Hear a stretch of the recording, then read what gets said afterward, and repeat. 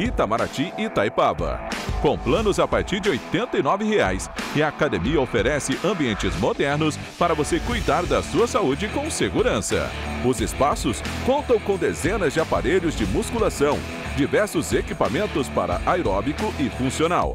Além, é claro, de profissionais qualificados e uma extensa grade de aulas coletivas, que inclui dança, bike, jump, wolf fit, step fit, entre outras. Nossas estruturas são equipadas com salas de musculação e aulas coletivas, salas de avaliação física e nutricional, vestiários e estacionamentos amplos.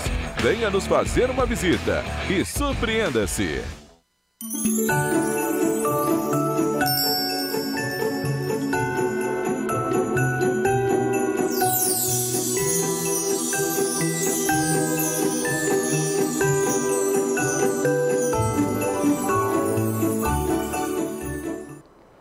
Direto dos estúdios da TV Correio da Manhã em Petrópolis, começa agora o Correio Petropolitano Debate desta terça-feira. Hoje daremos destaque, mais uma vez, à despedida de Dom Gregório Paixão.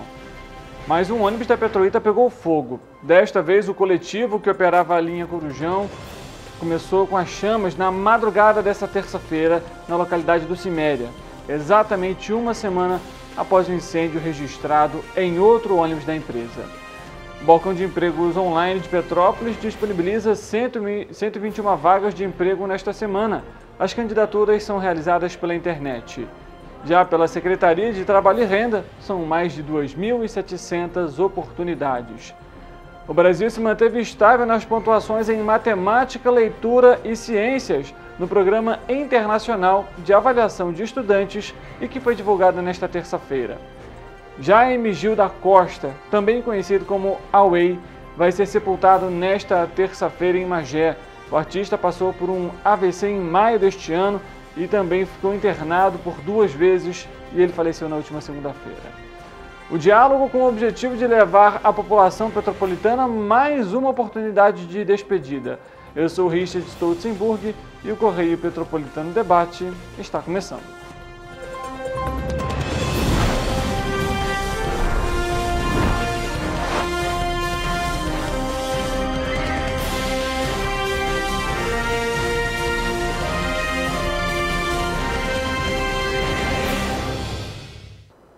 Olá, uma ótima tarde para você que nos acompanha. Seja muito bem-vindo para mais uma edição do Correio Petropolitano Debate. Estamos ao vivo pela TV Correio da Manhã, nas nossas plataformas digitais e, é claro, também no nosso site tvc16.com. Muito obrigado para você que acompanha a nossa programação e deixa a gente entrar aí na sua casa. Olha só, mais uma vez um ônibus da linha Petroita pegou fogo. O registro foi feito na madrugada dessa terça-feira. A gente tem as imagens para mostrar aí para você. Olha essa situação. Uma semana após, basicamente, um outro coletivo da mesma empresa também pegar fogo, também de madrugada. O ônibus, esse que você está acompanhando nessas imagens, isso aconteceu na madrugada dessa terça-feira. Ele fazia também a linha do Corujão.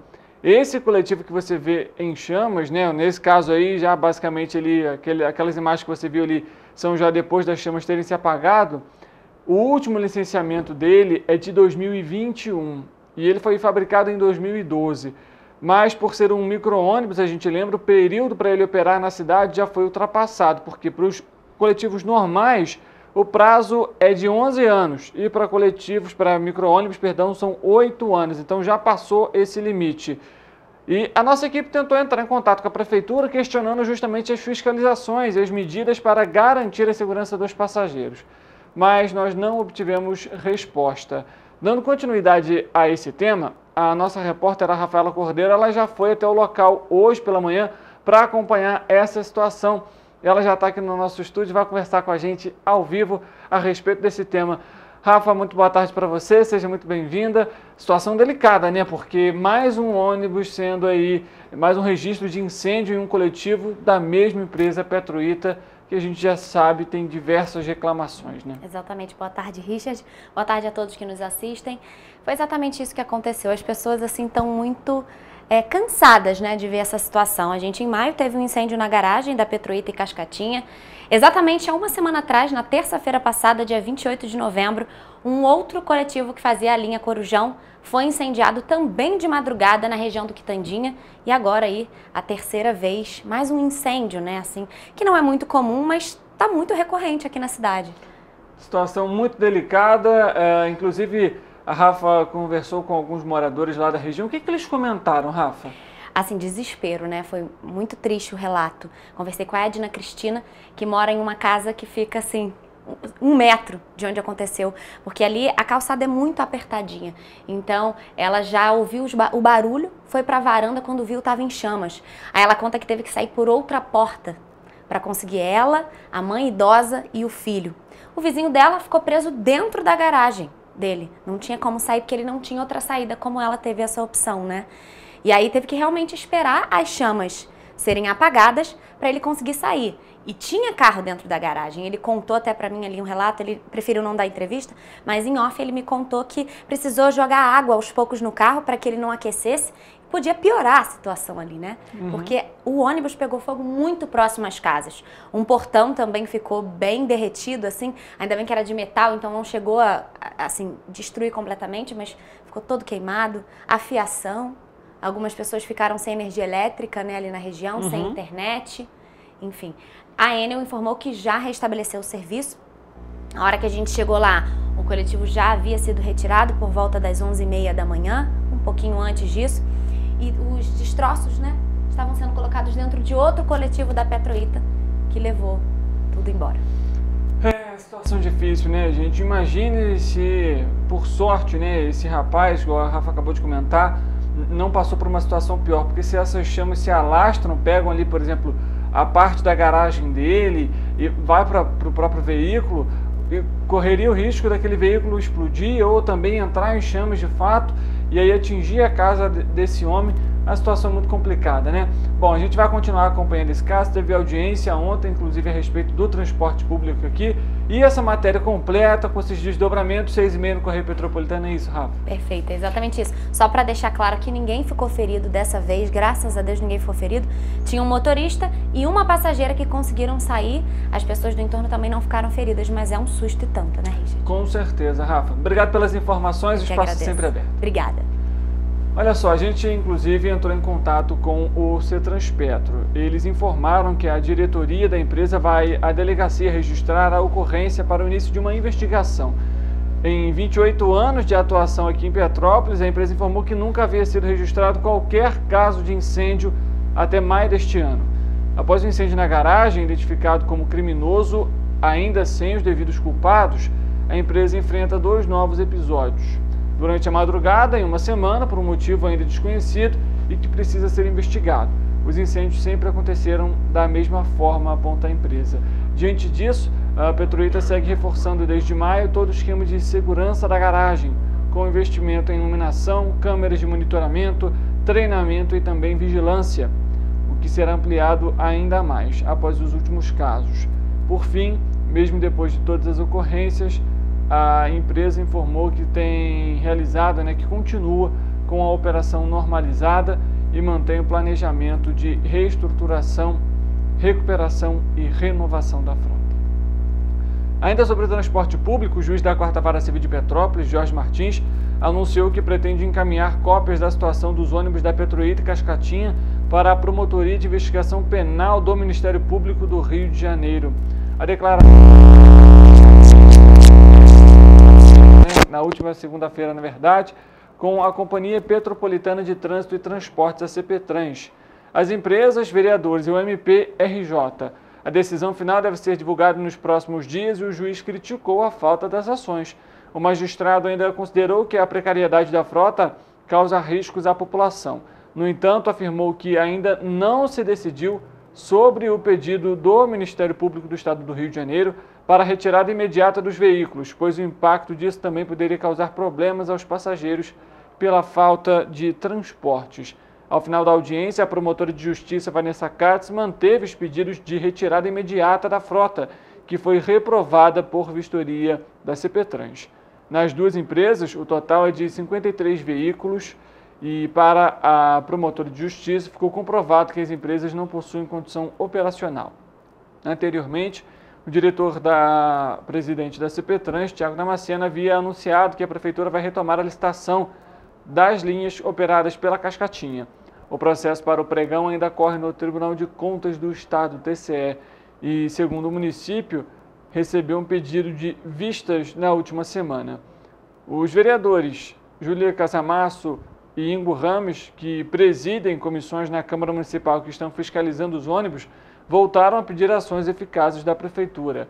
Os parlamentares, acompanhados de Júnior Coruja e também Eduardo do Blog, também demonstraram todos os problemas encontrados nas fiscalizações, como as precárias condições dos veículos e documentações atrasadas.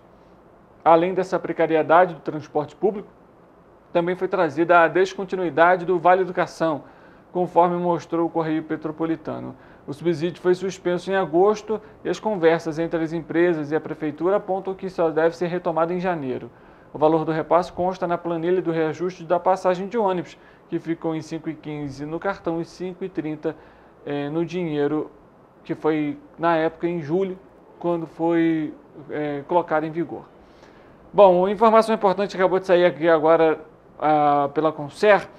A pista da BR-040 no quilômetro 99, né, na subida de Petrópolis, no sentido Juiz de Fora, foi liberada. Ela tinha sido temporariamente interditada por conta de um entroncamento ali de 2 carretas. Trecho já liberado no local, mas ainda tem 1 quilômetro de retenção. Então você que vai participar ou de alguma questão em algum outro município, ou então que, por exemplo, vai fazer uma viagem, vai a negócios, a trabalho, precisa passar por esse trecho, cautela ali no quilômetro 99 da pista de subida da Serra por conta, então, desse entroncamento de carretas. Aconteceu agora há pouco, mas a via já foi liberada, no entanto, retenção ainda nesse trecho. Foi divulgado pelas redes sociais na manhã da última segunda-feira o falecimento do humorista petropolitano Gil Brother Away, aos 66 anos, ocorrido no domingo, no dia 3. O falecimento foi oficialmente dado às 22 horas da noite. O velório será na Capela de Safém, em Santo Aleixo, em Magé, começou às 11h30 da manhã desta terça-feira e o enterro está marcado para 4h30 da tarde. O artista passou por alguns meses de internação aqui em Petrópolis quando sofreu um AVC, em maio desse ano. Depois da alta, passou a viver com um sobrinho lá no município de Magé. Logo depois, devido a outras complicações, precisou ser internado novamente. Jaime Gil da Costa, o Away, foi lavador de carros no centro de Petrópolis, tinha como companhia um rádio e exibia performances improvisadas enquanto trabalhava. Além disso, dono de um humor sem censura e sem limite. Ganhou fama nacional quando fez parte do grupo humorista da MTV Brasil, Hermes e Renato, quando estes o convidaram para participar do programa no fim da década de 1990 e no início dos anos 2000. O sobrinho do artista, William Passos, por ocasião de mais uma internação, lançou uma vaquinha nas redes sociais para reunir recursos e proporcionar ao tio um melhor tratamento. Era o sobrinho quem atualizava as redes sociais do humorista com vídeos e notícias sobre seu estado de saúde. Falando sobre oportunidade, mudando um pouco o assunto aqui no Correio Petropolitano Debate, o Balcão de Empregos Online de Petrópolis divulga mais 121 oportunidades de emprego para esta semana em empresas do município. Para participar dos processos de seleção, os candidatos devem fazer o cadastramento dos currículos no site da Prefeitura em www.petropolis.rj.gov.br até a próxima sexta-feira. O Balcão de Empregos é um serviço da Secretaria de Assistência Social por meio do Departamento de Trabalho e Renda, o DETRA. Todos os candidatos concorrem nos processos seletivos desde que atendam aos requisitos exigidos pelos empregadores. As empresas têm responsabilidade integral pelo recrutamento e também pelas contratações. Entre as vagas desta semana estão ajudante de cozinha, atendente, auxiliar de faturamento, auxiliar de mecânico, lavador de veículos, padeiro, entre outras. No nosso site tvc16.com você tem acesso a todas essas oportunidades. Ainda falando sobre emprego, a primeira semana de dezembro começa com uma oferta de 2.873 oportunidades de emprego, estágio e também jovem aprendiz em todo o estado do Rio. São 1.327 vagas para quem busca trabalho e 1.546 chances para quem ainda está terminando os estudos. A Secretaria de Trabalho e Renda disponibiliza as posições por meio de postos do Sistema Nacional de Empregos, o SINE, enquanto os estágios e as oportunidades para jovem aprendiz são frutos de uma parceria com a Fundação Moody's e o Centro de Integração Empresa-Escola, o CIEE. As vagas de emprego estão localizadas nas regiões Metropolitana, Médio Paraíba e Serrana do estado do Rio e foram distribuídas principalmente pelos setores de serviços, comércio e que correspondem aí, os dois juntos a mais de 90% dessas vagas. 436 vagas são para a região serrana em Teresópolis e oferecem de 1 a 2 salários mínimos. Quem tem experiência como motorista de caminhão pode se candidatar a uma das 10 oportunidades oferecidas no bairro de Bom Sucesso, sem a necessidade de qualquer tipo de escolaridade. É importante a gente lembrar, manter cadastro e currículos atualizados no Sistema Nacional de Emprego, que analisa o perfil do candidato e a vaga cadastrada pelo empregador. Para se inscrever ou atualizar o cadastro, é necessário ir a uma unidade do SINE, levando os documentos de identificação civil, a carteira de trabalho, PIS, PASEP, NIT, NIS e também o CPF. Para consultar o endereço das unidades e os detalhes de todas as vagas oferecidas, basta acessar o painel interativo de vagas da Secretaria de Trabalho e Renda, disponível no site www.trabalho.rj.gov.br. Ainda são disponibilizadas as vagas de estágio e de jovem aprendiz por meio das parcerias. Você também terá acesso lá no nosso site tvc16.com aos links que vão redirecionar você para essas oportunidades e o cadastro. Bom, nós vamos conversar agora com a nossa equipe em Volta Redonda, porque os likes e as curtidas nas redes sociais estão impactando no trânsito. É isso mesmo. Você vai entender um pouco mais sobre essa questão agora com a nossa repórter, a Lana Silveira, que vai trazer essas informações. É isso mesmo, Richard. A internet realmente parece terra sem lei. Quem tem Instagram ou TikTok provavelmente já deve ter visto essas postagens audaciosas apenas em busca de curtidas. Em Volta Redonda, por exemplo, a prática de manobras perigosas conhecidas como cavalo de pau se tornaram rotineiras. Segundo o secretário municipal de Ordem Pública de Volta Redonda, é inadmissível esse tipo de prática, que já está sendo alvo de buscas pelas autoridades e já está sendo feito um trabalho de inteligência para coibir e punir esse tipo de prática. No último sábado, um jovem de 22 anos foi preso após ser flagrado realizando essas manobras com um carro de passeio na rodovia do Contorno, próximo ao bairro Jardim Nova Primavera. 2 policiais militares de folga passeavam pelo local quando viram um homem praticando o crime de trânsito, enquanto um amigo dele de 19 anos filmava as manobras. A dupla foi detida e conduzida à delegacia de polícia civil.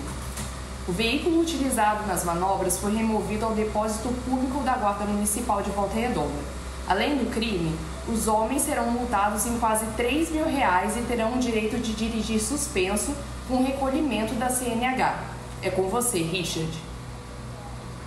Obrigado pelas informações, Lana Silveira, lá em Volta Redonda, trazendo atualizações para a gente. É sempre muito complicado, né? Porque a partir do momento que você quer fazer esses vídeos para a rede social, né, essas manobras perigosas no trânsito, você coloca em risco também a vida das outras pessoas que não tem nada a ver com a situação. Principalmente quando você pega vias de alta velocidade, as vias expressas, como a gente conhece, ou até mesmo as rodovias. Então, é importante que a fiscalização seja ampliada, levando então a penalização para essas pessoas que cometem esse tipo de situação. A gente sabe que é interessante ali para as redes sociais, muita gente gosta, mas se caso você vá fazer isso, procure uma rua particular, que não há circulação de veículos. E é claro, você vai botar a sua segurança em risco, porque a partir do momento que você faz uma manobra dessa, corre o risco de perder ali o controle, né, a direção do veículo e, consequentemente, isso se tornar um acidente. Ainda mais nessas vias de trânsito que a gente está comentando agora, nas vias públicas. então toda fiscalização é extremamente importante. A gente falou aqui no início do Correio Petropolitano Debate a respeito sobre os ônibus aqui em Petrópolis, sobre o incêndio registrado na madrugada dessa terça-feira. O Comutran acabou de informar que vai realizar uma reunião extraordinária às 5 horas da tarde nessa terça-feira para debater a situação dos ônibus. A reunião vai acontecer na sede da CPTrans, então a gente está trazendo essa atualização agora justamente. Bem provável vai abordar também essa questão dos incêndios aqui em Petrópolis, das questões judiciais, a gente acabou de falar também da audiência. Então essa reunião marcada hoje às 5 horas da tarde na sede da CPTrans, reunião extraordinária que o Comutran, o Conselho então, aí, Municipal de Trânsito e Transportes, vai realizar. O Brasil se manteve estável nas pontuações em matemática, leitura e ciências no Programa Internacional de Avaliação de Estudantes, o PISA. No entanto, menos de 50% dos alunos conseguiram nível mínimo de aprendizado em matemática e ciências. Em 2022, o país alcançou 379 pontos em matemática, 410 em leitura e 403 em ciências, conforme resultados divulgados nesta terça-feira pela Organização para a Cooperação e Desenvolvimento Econômico.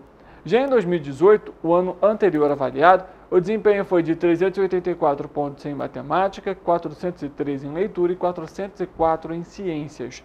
Aplicado a cada 3 anos, o PISA avalia o conhecimento dos estudantes de 15 anos de idade nas 3 disciplinas. No total, 690 mil estudantes de 81 países fizeram os testes. No Brasil, 10.798 alunos de 599 escolas passaram pela avaliação. Na edição de 2022, o foco foi em matemática.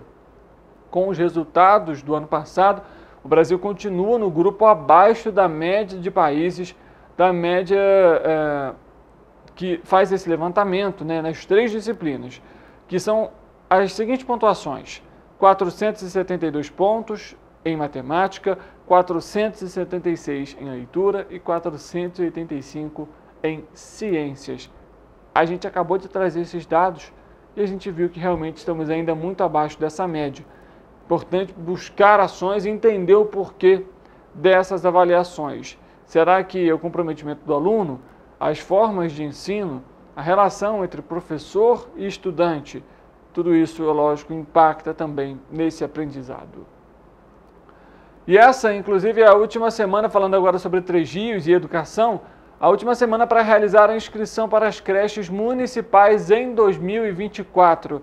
A Secretaria de Educação, Ciência e Tecnologia está realizando o cadastro pela matrícula das creches voltadas para os alunos de 6 meses a 3 anos de idade, ou seja, para o berçário a creche 3. As inscrições são feitas até sexta-feira, agora, dia 8 de dezembro, no auditório da Secretaria de Educação, Ciência e Tecnologia, que fica no edifício empresarial Américo Silva, no 7º andar, na rua Maestro Costa Barros, de 8h30 da manhã até a 1 hora da tarde. Os pais ou responsáveis devem levar a cópia da certidão de nascimento, RG do responsável e um comprovante de residência. Além disso, caso possua algum critério de prioridade, é importante levar documento comprobatório de vulnerabilidade social, nesse caso, o documento comprovando que a família é assistida pelo Ministério Público, o CRAS, o CREAS ou até mesmo o Conselho Tutelar. No caso do trabalho, os pais ou responsáveis legais que possuam jornada de trabalho devem apresentar também a carteira de trabalho assinada, olerite e também contrato de trabalho ou declaração do empregador. Para quem tem o Auxílio Brasil, o documento atualizado que comprove o benefício, o cadastro ativo no CEAM, que é o Centro Especializado de Atendimento à Mulher, ou doença crônica. Além disso, laudo médico especificando, nesse caso da doença crônica, a doença seja do responsável ou então também da criança. A gente vai fazer agora contato com a nossa repórter em Brasília, a Gabi Galo, porque ela vai falar sobre a visita do presidente Luiz Inácio Lula da Silva na Alemanha e também sobre a relação com o atual, com o eleito presidente na Argentina, Javier Milei. Ela vai conversar com a gente ao vivo, vai aparecer aqui no nosso telão para trazer essas atualizações. Gabi, boa tarde para você, seja muito bem-vinda, você consegue nos ouvir bem? E como que está sendo, então, essa visita do presidente, a expectativa também para um possível encontro com o presidente eleito da Argentina? Boa tarde, Richard. Boa tarde para todo mundo que está nos acompanhando. Pois é, o Lula se despede hoje da Argentina. Foram 3 dias de encontros e negociações, depois de 8 anos em que o Brasil e a Argentina não, desculpa. Tô querendo adiantar as coisas, Richard. Brasil e Alemanha. Alemanha, vamos lá. Perdão, vou começar. 2 países que começam com A e a cabeça confunde toda, gente. É só terça-feira. Mas desculpa, Richard, falando sério agora. Falando primeiro da Alemanha, o Lula deixa hoje a Alemanha depois de 3 dias de negociações. Ele chegou no país no domingo. E essa é uma primeira vez desde 8 anos que os 2 países, o Brasil e a Alemanha, voltam a fazer negociações. Eles acertaram acordos de diversos setores, questões ambientais, já que o Lula e o primeiro-ministro da Alemanha, o Olaf Scholz, eles deixaram a COP28, saíram, o Lula saiu da COP28, foi direto para a Alemanha, então eles trataram de questões ambientais, como o comprometimento de conseguir atingir a meta do desmatamento zero até 2030, também negociaram várias questões econômicas, questões de empresarial e vários assuntos. O ministro da Fazenda, Fernando Haddad, também estava no país negociando.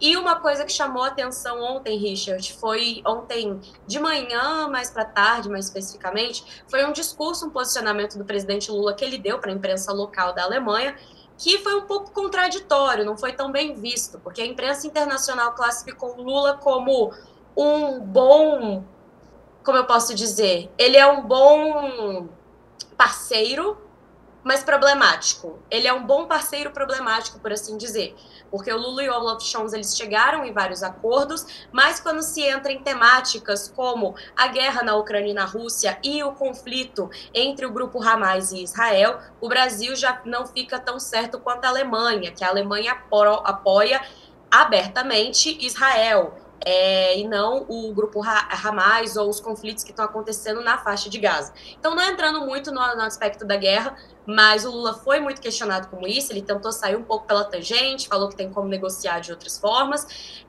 Questionado, ele também criticou o Conselho de Segurança da ONU, falou que o Conselho de Segurança da ONU está falhando na missão deles de justamente tentar promover a paz e impedir que essas guerras aconteçam. E outro ponto também é que o Lula se mostrou otimista do acordo de livre comércio entre o Mercosul e a União Europeia, Richard. Esse acordo de livre comércio entre esses 2 grupos, ele é negociado desde 1999, até hoje ele não foi realmente fechado, de fato, mas segue essas negociações porque ainda nessa semana o presidente Lula está indo agora para o Rio de Janeiro para poder ir para a cúpula do Mercosul, que está acontecendo no Rio de Janeiro, e a cúpula de líderes acontece nessa quinta. Então, a proposta do governo era justamente tentar firmar esse acordo antes da posse do Javier Milei, que acontece domingo, só que os planos não parecem seguir muito bem, porque no último final de semana, no sábado, o presidente da França, Emmanuel Macron, ele falou que é contra esse acordo, porque até não é muito interessante para eles, porque a União Europeia, ela, tudo bem que assim como o Mercosul são vários países, mas são vários países que eles não são uma unicidade, são vários países com interesses diferentes, então talvez o interesse da França não é o mesmo da Alemanha. Então a gente fica na expectativa que seja pouco provável que se firme esse acordo. Quanto ao Lula na posse do Javier Milei, assunto polêmico, muito debatido, os diplomatas brasileiros e argentinos queriam que o Lula participasse da posse, né, que ele fosse independente de posicionamento, de embate entre os dois, porque o Lula e o Javier Milei trocaram muitas farpas ao longo da campanha eleitoral dele, com posicionamentos políticos, ideológicos, econômicos, enfim, completamente antagônicos, mas os diplomatas brasileiros defenderam que o Lula fosse. A base aliada do governo não queria que ele fosse, porque achavam que o Lula poderia estar vulnerável, achavam melhor ele não ir na posse, que vai acontecer nesse domingo em Buenos Aires, mas fizesse uma eventual ligação, um telefonema para o Javier Milei, depois que ele fosse eleito. E então, a posse acontece, e, Richard, apesar de ainda não ter saído um comunicado oficial do presidente e do Palácio do Planalto, é quase uma certeza que o Lula provavelmente não vai comparecer na posse do Milei e ele mande o ministro de Relações Exteriores dele como representante dele. Como eu falei, ainda não tenho uma confirmação oficial, mas assim, 90% de chance do Lula não comparecer, mas dele talvez fazer uma ligação para o Milei parabenizando ele ao final da posse. A gente vai esperar para ver até domingo e trazemos as atualizações. Tá certo, Gabriela. É situação delicada aí em relação a esse relacionamento, né, do Javier Milei, presidente eleito na Argentina, com o presidente Luiz Inácio Lula da Silva. A gente lembra, né, o Javier Milei é um presidente que é de direita, extrema-direita, tem esse discurso, inclusive até durante as suas campanhas eleitorais. O Brasil, a gente sabe, o Lula é de um governo mais esquerdista, que tem ali, não é muito favorável a privatizações, e são justamente aqueles discursos antagônicos, como a gente estava comentando, Gabriela.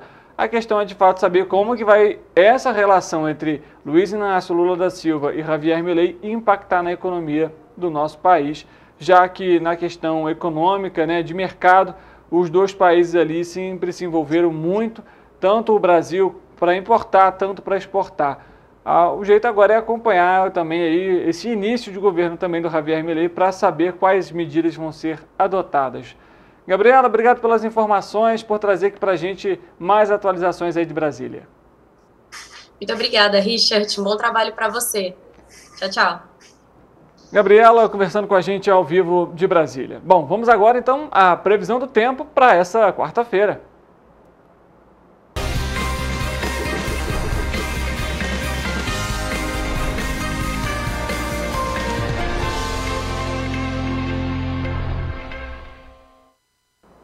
O tempo em Petrópolis está um tanto quanto de costume. Em algumas localidades, sol, em outras, no entanto, névoa e a temperatura mais amena. Vamos conversar com o Eric para saber como que de fato vai ficar a previsão do tempo para essa quarta-feira. Eric, boa tarde para você. Aproveitando essa situação, já faço a pergunta: tem previsão de chuva para hoje também ou só para amanhã? Boa tarde, Richard. Boa tarde para você aí de casa que está nos assistindo. Olha, o Instituto Nacional de Meteorologia manteve o alerta de chuvas intensas que foi divulgado ontem para algumas regiões do Brasil. O fenômeno cobre algumas cidades do estado do Rio de Janeiro, como Nova Friburgo, Petrópolis, Teresópolis, Partido Alferes, Três Rios e Paraíba do Sul, todas as nossas cidades de cobertura. Dessa vez, o aviso tem seu fim previsto para dia 6 de dezembro. Diz no alerta que a chuva pode ser entre 20 e 30 milímetros por hora ou até 50 milímetros por dia, então é bastante. Também há possibilidade de ventos intensos de até 60 quilômetros por hora. Por isso, é importante que a população se mantenha em alerta e evite áreas de risco. Hoje aqui em Petrópolis, a temperatura se mantém estável e há possibilidade de chuva isolada para o município, principalmente nos períodos da tarde e noite. Agora, vamos à previsão do tempo para quarta-feira, dia 6 de dezembro. Bem, aqui em Nova Friburgo, o dia será de temperatura estável, ventos fracos e possibilidade de chuva isolada durante o dia. Os termômetros devem marcar mínima de 17 e máxima de 24 graus. Em Teresópolis, o dia será de ligeira elevação na temperatura máxima e ainda assim probabilidade de chuva isolada. Durante a noite, a chuva deve parar, mas o céu continua encoberto por nuvens. Os termômetros vão marcar mínima de 17 e máxima de 28 graus. A previsão também é de chuva isolada com elevação na temperatura para esta quarta-feira em Petrópolis. Há possibilidade de raios e trovoadas isoladas durante o dia e a intensidade dos ventos será fraca. Os termômetros devem marcar mínima de 19 e máxima de 31 graus. Em Paraíba do Sul, a temperatura mínima se mantém estável e a máxima deve passar por ligeira elevação. O dia será chuvoso, inclusive com possibilidade de trovoadas isoladas. Os ventos na cidade serão fracos e os termômetros vão marcar mínima de 21 e máxima de 28 graus. Ali em Partido Alferes, vocês podem ver que o dia também será chuvoso. A intensidade dos ventos será fraca e os termômetros vão marcar mínima de 20 e máxima de 30 graus. Agora, para finalizar, em Três Rios, o dia será de ligeira elevação na temperatura, pancadas de chuva e trovoadas isoladas, ventos fracos, muitas nuvens no céu e os termômetros vão marcar mínima de 22 e máxima de 30 graus. Richard, é importante também lembrar que, em caso de emergência, a população deve entrar em contato com o Corpo de Bombeiros por meio do telefone 193 ou, se preferir, com a Defesa Civil pelo número 199. Também não deixar de levar o guarda-chuva caso for sair. Deixe o guarda-chuva dentro da bolsa ou da mochila para não passar sufoco. Tá certo, Eric. Todo cuidado é pouco, como a gente sempre lembra aqui na nossa previsão do tempo. Obrigado pelas informações. Bom trabalho para você. Igualmente, Richard. Antes da gente terminar esse bloco, só lembrando para você que está nos acompanhando, o Comutran, o Conselho Municipal de Trânsito e Transporte de Petrópolis, vai realizar uma reunião extraordinária às 5 horas da tarde de hoje para debater mais uma vez a questão do transporte público, envolvendo as questões dos incêndios, né, tanto de hoje, na madrugada de hoje, como também na madrugada da última terça-feira. Além disso, outras questões também devem ser abordadas. Vale lembrar, essa reunião vai acontecer na sede da CPTrans, que fica na Avenida Alberto Torres, número 115. O Correio Petropolitano Debate vai fazer um intervalo rápido. Na volta, você vai acompanhar um material especial que foi feito pelo nosso repórter, o Wellington Daniel, aqui para o Correio Petropolitano Debate, e que falou sobre a despedida de Dom Gregório Paixão da Diocese de Petrópolis. Ele que fez a sua missa de despedida no último sábado, dia 2 de dezembro, e contou com mais de 1.000 fiéis na Catedral São Pedro de Alcântara. A gente vai acompanhar então, após o comercial, esse material especial feito pelo nosso repórter Wellington Daniel.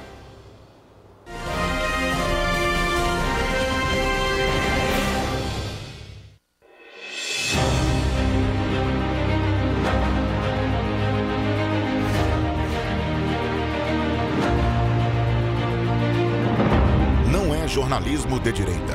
É jornalismo direito. Correio Petropolitano. Tudo que seu jornal não deveria ter deixado de ser. Todos os dias, em uma banca perto de você.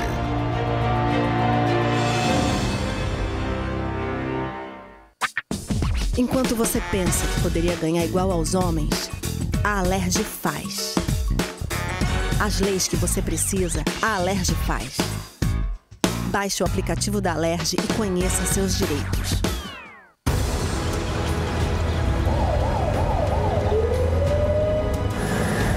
O governo do estado do Rio já investiu mais de 8 bilhões na saúde.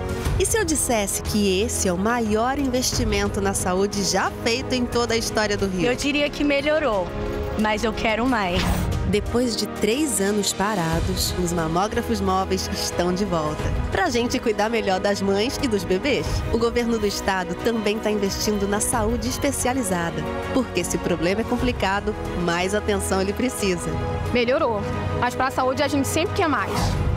O importante é que a saúde esteja mais perto das pessoas. Por isso, todas as regiões do Rio recebem a mesma atenção. Melhorou, mas eu ainda quero mais. O governo do Rio de Janeiro também quer. Então pode ter certeza, o trabalho e os investimentos vão continuar. Governo do Estado do Rio de Janeiro. Um bom jornal tem que ser direto, tem que ser direito. Não ser de esquerda ou de direita, mas direito. É ter coragem de informar a verdade e não impor a sua verdade. É respeitar a inteligência do leitor e vontade do eleitor. Correio da Manhã, um jornal que há 122 anos tem a coragem de ser direto e direito.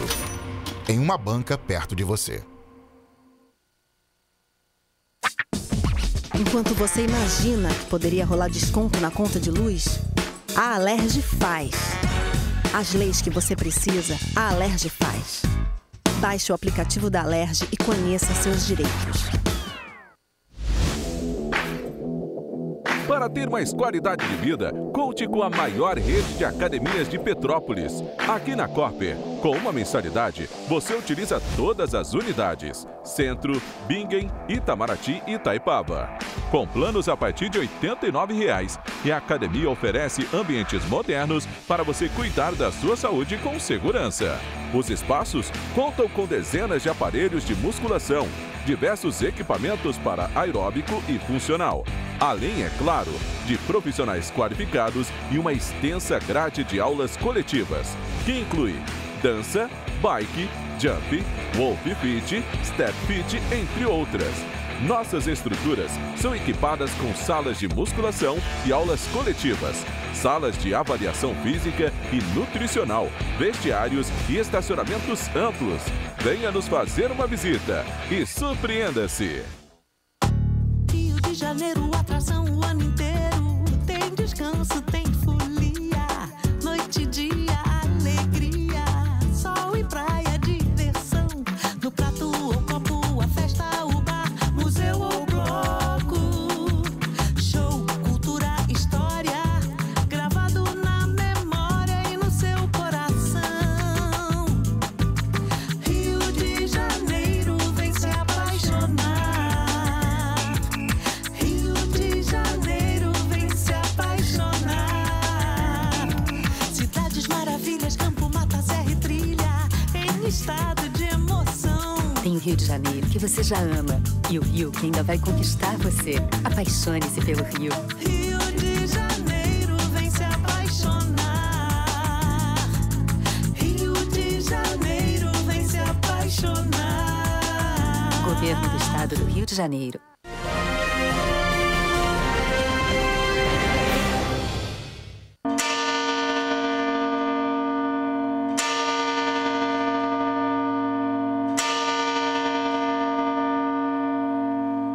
Para tudo há um tempo, para cada coisa há um momento debaixo do céu.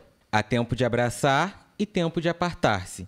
Neste sábado será um tempo de despedida, um momento de dizer até logo para um bispo que abraçou a cidade. Em sua última semana à frente da Diocese de Petrópolis, o bispo Dom Gregório Paixão recebeu a equipe da TV Correio da Manhã na histórica Catedral São Pedro de Alcântara. Foi durante sua gestão que o monumento recebeu uma grande reforma, orçada em mais de 13 milhões de reais. É aqui na Catedral São Pedro de Alcântara que o bispo Dom Gregório Paixão vai realizar sua última missa na cidade de Petrópolis. Agora ele será arcebispo de Fortaleza. O bispo deixa para a cidade imperial um legado de amor e solidariedade. Bispo, nós estamos aqui no local onde vai ser celebrada a sua última missa aqui em Petrópolis, sua missa de despedida. Eu queria saber como que está a expectativa do senhor para essa ida a Fortaleza. A expectativa é a melhor possível, porque afinal de contas estou levando para aquelas pessoas aquilo que eu colhi aqui, não é? E naturalmente poderei falar da beleza de tudo aquilo que eu aqui vivi. Então realmente é uma expectativa muito bonita, uma expectativa muito boa. E ao mesmo tempo daquilo que é o essencial da minha vida, que é pregar o Evangelho, levar Jesus Cristo ao coração das pessoas, não é? Eu fiz aqui e essa mesma coisa eu vou fazer lá, só que com um pouco mais de experiência. Então realmente estou profundamente feliz por causa disso e embora com o coração cheio de saudades, mas eu sei que aquilo que eu colhi da beleza do amor nessas terras é aquilo que eu levarei para outras terras. A imponência e os pequenos detalhes da catedral encantam o arcebispo. Em 2015, 3 anos após sua chegada à cidade, escreveu o livro A Catedral de Petrópolis, Santuário da Memória da Cidade de Petrópolis. A igreja contém diversas obras de arte de nomes nacionais e internacionais. Também guarda um mausoléu com os restos mortais do imperador Dom Pedro II e sua esposa, Teresa Cristina, além da filha Princesa Isabel e o genro Conde D. Bispo, nós estamos aqui em um dos locais que foi aberto logo depois da restauração da catedral. E a próxima pergunta eu tenho para fazer, na verdade, é ao vereador Ingo Rames, né, que era prefeito interino quando a reforma aqui começou. E ele então tem uma pergunta para o senhor e um recado. Querido amigo Dom Gregório, estou passando aqui hoje para agradecer ao senhor por tudo que o senhor fez por nossa Petrópolis, por todo o carinho, por todo o acolhimento. O senhor passou por anos difíceis aqui no nosso município, como pandemia, tragédia. O senhor sempre com uma palavra amiga, uma historinha para tocar os nossos corações. Então, agradeço aqui de coração. Eu queria destacar aqui, durante a sua passagem, a reforma da nossa Catedral São Pedro de Alcântara, que entrou para a história do município. Eu queria saber do senhor, tem alguma curiosidade da obra, algo que surpreendeu o senhor? Ou alguma curiosidade que a sociedade ainda não sabe? Conta pra gente aí, Dom Gregório. Grande abraço. Então, bispo, tem alguma curiosidade da obra? Algumas nós já conhecíamos, não é? Outras nós descobrimos, como por exemplo, quando a catedral começou a ser construída, Dom Pedro II, aqui nesse local, colocou numa caixinha de madeira, não é? E essa caixinha ficou dentro de uma pedra chamada a pedra inaugural da catedral, não é? Então, o que ele fez? Ele colocou dentro dessa caixinha moedas de ouro, de prata e de bronze, que foram cunhadas aqui no Brasil desde a época do seu avô, Dom João VI, como também de seu pai. E ele fez questão de colocar todo esse material dentro dessa caixinha e enterrou. Isso está mais ou menos a 3 metros de profundidade abaixo da imagem de São Pedro de Alcântara, que está aqui na nossa catedral. Então, e também nessa mesma caixinha, a princesa Isabel colocou uma cópia, não é, de próprio punho da Lei do Ventre Livre. Então, esse tesouro está na nossa catedral, só que está a 3 metros de profundidade, nós não podemos chegar até lá porque existe toda a parte de arte que está em cima, né, que é o grande presbitério da catedral e as colunas. Então, ele fez questão de colocar ali, além dos jornais da época. Uma outra curiosidade aí, já da restauração, é que nós podemos descobrir, tanto nas portas, como também nos telhados e na parte de pedra, o nome daqueles que construíram a catedral. Então, por exemplo, nós temos, né, nas portas da catedral, né, que nós chamamos assim, da união de 2 portas, que ficaram ali coladas desde 1925, quando terminou a obra, não é?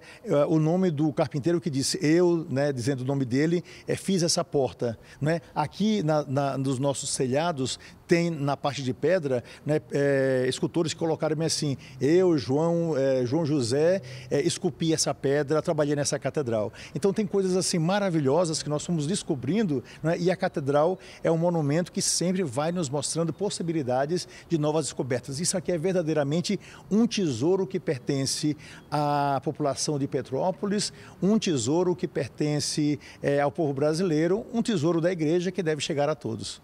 E a visitação está aberta aqui? Sempre aberta, não é? De terça a domingo, e as pessoas vêm sempre. Então é a possibilidade de conhecer esse grande tesouro, não é? É bom lembrar que aqui também nós temos a princesa Isabel enterrada, não é? Dom Pedro II, como também o esposo da princesa Isabel, o Conde de, e a esposa de Dom Pedro II, não é? A Dona Teresa Cristina. Então temos aqui um mausoléu imperial. Eles estão aqui e muitos brasileiros não sabem disso. Muito obrigado. Próximo. Dom Gregório chegou a Petrópolis em dezembro de 2012, quase 2 anos após a tragédia de janeiro de 2011 na região serrana, que deixou mais de 900 mortos. 10 anos depois, enfrentou as chuvas de fevereiro e março na cidade imperial, que vitimaram mais de 240 pessoas. A Diocese de Petrópolis teve um trabalho de solidariedade e acolhimento das vítimas. Na paróquia do Alto da Serra, famílias desabrigadas encontraram abrigo por semanas. Foi nesse período que uma fala do arcebispo também chamou a atenção: a síndrome do céu azul. Bispo, o senhor hoje, olhando esse céu azul, ainda uma parte aqui, e também a paisagem da cidade de Petrópolis, o senhor vai sentir falta da cidade? Muita falta de Petrópolis e toda a região, né, serrana, e também da Baixada, onde eu trabalhei. A saudade é a presença da ausência, portanto, essa presença constante desse povo tão maravilhoso que me acolheu, não apenas como alguém que veio para Petrópolis, mas como um filho. É assim que eu me sinto, filho dessa terra, e portanto, tudo aqui me lembra momentos de alegria, momentos de profunda satisfação, como também momentos de aprendizado, né? Tentei transmitir da melhor maneira possível aquilo que me cabia, mas também sempre estive com o coração aberto para os novos aprendizados, e aqui, não é, foi verdadeiramente uma escola para mim. Hoje a gente está com o céu azul e também as nuvens carregadas. O senhor, na tragédia, falou muito sobre a síndrome do céu azul e também teve uma participação muito importante, a Igreja Católica em si, né, no apoio às vítimas da tragédia de 2022. O senhor saindo hoje, qual mensagem que o senhor deixa para os petropolitanos e para os governantes em relação às tragédias? Como que a gente pode evitar isso e como que a gente pode trabalhar? Eu acho que um dos pontos fundamentais que nós precisamos desenvolver em nosso coração é exatamente a visibilidade, tornar visível aos nossos olhos a presença do outro. Na nossa sociedade existem muitas pessoas que são invisíveis, portanto nós precisamos observá-las e ao mesmo tempo perceber pela própria natureza o que nós podemos fazer com um ato de prevenção para que nós não tenhamos uma tragédia como aquela. uma das coisas mais curiosas assim de Petrópolis é a forma como a população vive o clima. Aqui todos nós falamos sobre calor, falamos sobre tirar a roupa, colocar a roupa, sair com o guarda-chuva, sair com a sombrinha, ou seja, o clima faz parte, não é, da história dessa cidade. E naturalmente, devido à mudança climática, nós também sofremos com o que está acontecendo. Se já sofríamos no passado, muito mais nesse tempo de tantas mudanças. Portanto, eu acho que aquilo que falei, né, no meio daquela grande crise que tivemos pela catástrofe, que nós não podemos jamais ingressar numa síndrome do céu azul, ou seja, depois que as nuvens vão embora, assim por diante, tudo fica bonito outra vez, a gente esquecer do outro, esquecer dos excluídos, esquecer daqueles que estão com grandes dificuldades, que moram nas periferias existenciais, mas também nas periferias da nossa cidade, daqueles que tantas e tantas vezes são invisíveis. Nós precisamos conservar, amar e olhar aquilo que de histórico e de belo que nós temos, mas inegavelmente o maior patrimônio que nós temos são as pessoas, e é para elas que nós precisamos olhar, prevenindo catástrofes, mas ao mesmo tempo tudo fazendo para que nós possamos construir uma cidade sempre cada vez mais justa, humana, igualitária, acolhedora. Isso deve chegar para todos, para que essa preocupação faça com que nós percebamos, pelo clima que nos cerca, a necessidade de nos prevenirmos para que, havendo uma chuva como aquela que nós vivemos, nós não tenhamos tantas vítimas como nós temos hoje. Então, os estudos precisam ser feitos, o cuidado é de todos nós, né? Desde aquele que joga um papel no chão que não pode fazer isso, até naturalmente os governos. Então, toda a sociedade precisa se unir, todos, sem exceção, para que a gente viva esse clima novo de solidariedade e também para que a gente evite essas grandes tragédias que já acontecem naturalmente, secularmente em nossa cidade. Ótimo, bispo, obrigado. Vamos então agora. O bispo também refletiu sobre a santidade para os fiéis católicos. Para ele, ser santo é fazer o bem. Bispo, a gente hoje enxerga tantas guerras, tantos problemas dos homens querendo serem melhores do que os outros.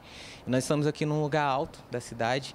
Para o senhor, qual é o lugar mais alto que o ser humano pode chegar? O grau mais alto, eu acho que a gente teria que tomar da palavra de Jesus num lugar como esse, né?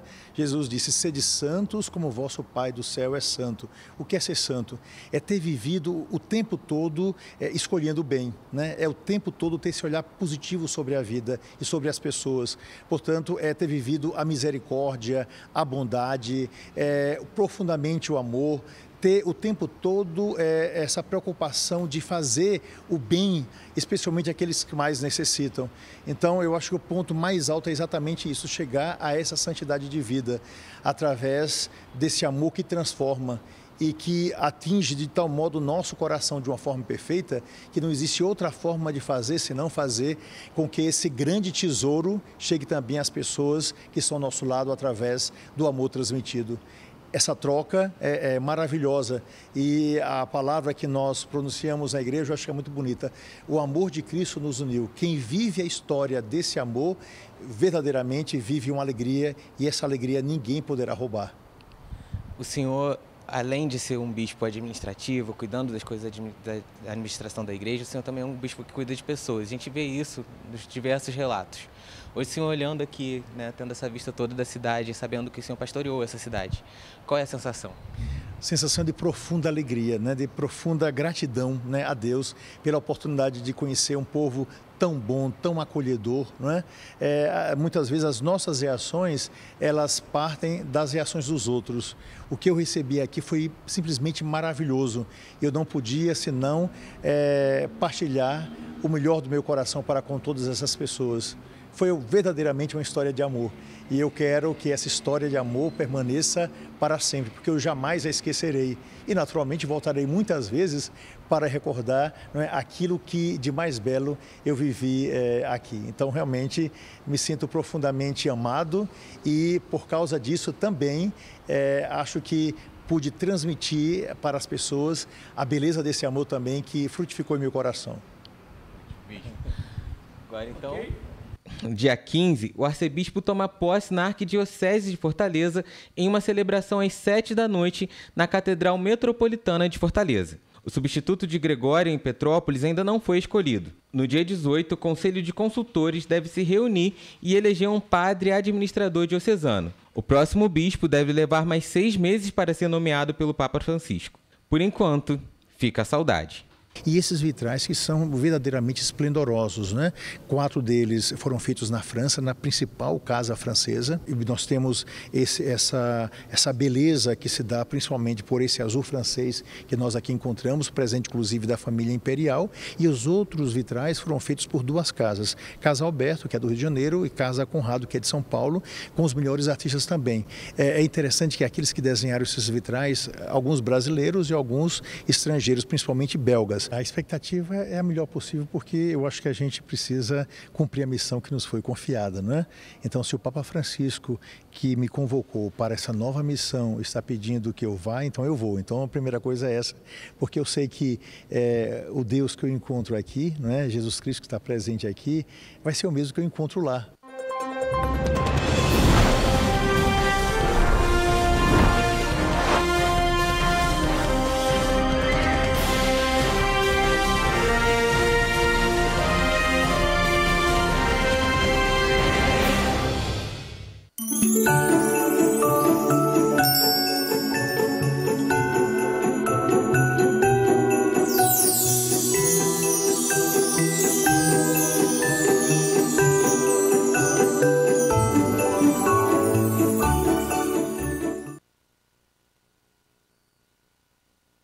Um bom jornal tem que ser